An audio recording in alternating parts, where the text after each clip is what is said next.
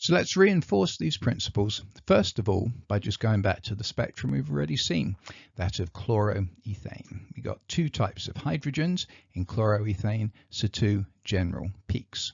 One of those sets of hydrogens is right next to a chlorine atom, so going to be very de-shielded, going to be downfield because this chlorine is sucking electrons away from the carbon, which sucks it more away from the hydrogen. So this hydrogen nucleus not nearly as shielded from the magnetic field as it otherwise would be. Then these hydrogens here, they're a bit further away from the chlorine, so they're not as de-shielded, so they're further upfield, they've got a little bit more shielding. And so on the low resolution spectrum, we saw a hump here and a big hump here. High resolution, which is what we're going to be focusing on for the rest of this movie set, splits those into peaks. Okay, and so we have the peak splitting is associated not with the hydrogens themselves, but with adjacent hydrogens, hydrogens on adjacent carbons. So what we saw here for our blue hydrogens, right, the three blue hydrogens, is their signal is split into a triplet. Not because there's three of them. It's got nothing to do with the fact that there's three of them. It has to do with the fact that there are two hydrogens adjacent to these three blue hydrogens. It's the two hydrogens in green that are causing this splitting. And those hydrogens in green can be good and good, in other words, both with the field, which would give you this signal. They can be bad and bad, which means they're both against the field, which gives you this part of the split, or they can be good and bad are good, which gives you this part of the split. So look now at the green hydrogens here, the two green hydrogens actually have four peaks, not because there's four hydrogens, because there's not. It's nothing to do with how many hydrogens there are giving the signal. It all has to do with how many hydrogens there are adjacent to it. So the green here has got three blue adjacent hydrogens. Now I didn't dwell on the possibilities for how these hydrogens can be aligned or with or against the magnetic field because it would get too complicated, but I'll just quickly say it here. This lowest one here is where all three are with the field. This one here at the highest is where all three are against the field, and then these middle ones here, the first one is where two of the three are with the field, one is against, and then this one is where one is with the field and two are against. But it's the behavior of the adjacent hydrogen atoms that causes this splitting. Now let's look at a very similar spectrum for a very similar compound, just to emphasize these differences. And before I show you the spectrum, let's try and predict what we're going to see. Again, we got two types of hydrogen here. We got the CH3, and then on this second carbon, instead of having two hydrogens and one chlorine like I had here, I got one hydrogen and two chlorines. Okay, so this pink hydrogen here is on a carbon that's got two chlorines, and then this CH3 pretty much just the same as it was before. So these blue hydrogens are going to give us a signal that's sort of going to be around here, just like it was on the previous one, somewhere about 1.3, 1.4. But what are we going to see for them? Well, they're going to be split based on how many hydrogens are on this carbon. There's one hydrogen on this carbon, and one hydrogen creates a doublet. That hydrogen is either with or against the field. So what we're going to expect is we're going to see this blue hydrogen signal as a doublet.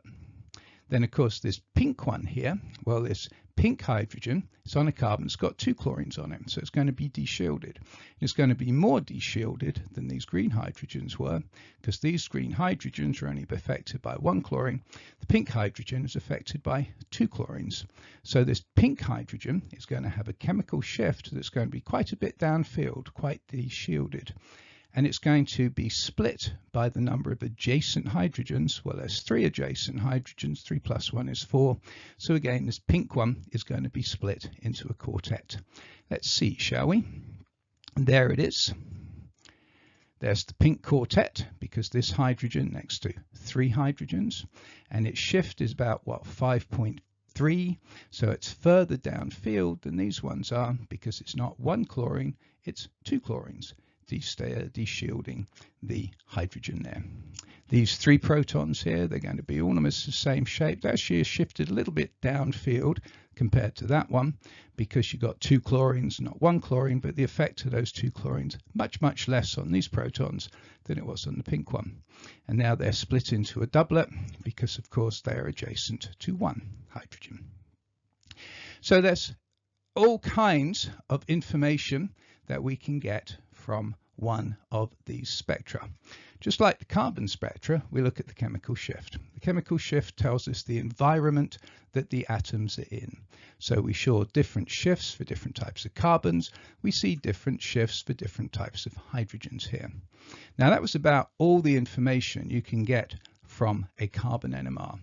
But with proton NMR, because you've got 99% of the protons are being examined by the spectra, you get 2 more bits of information. The first of those is the splitting. We've just seen the splitting there is due not to the hydrogens themselves, but due to the nearby, to the adjacent hydrogens. Now, the last piece of information we get that is very tough to show you on the simulations and the spectra that I found, but that's when you look at the peak heights. If you think back to the original one we saw for chloroethane, this peak here, this wide peak here, was about smaller than this peak here. And you can see these peaks here combined in the triplet, which were due to 3 hydrogens, are bigger than these peaks combined, which are associated with 2 hydrogens. The area under the peaks is associated with the number of equivalent hydrogens, and we call that integration because integration is the area under peaks. Now on the graphs, the spectra I'm going to be showing you, these are indicated by the numbers above. So right there you've got 2.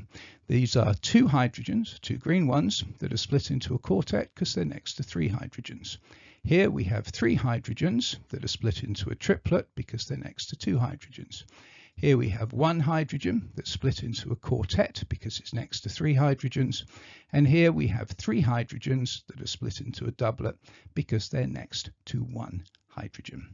So 3 bits of information that we can get from a proton NMR spectrum. And all we're going to do in the rest of the movies is look at some examples to hopefully expand and reinforce your understanding of the interpretation of these spectra.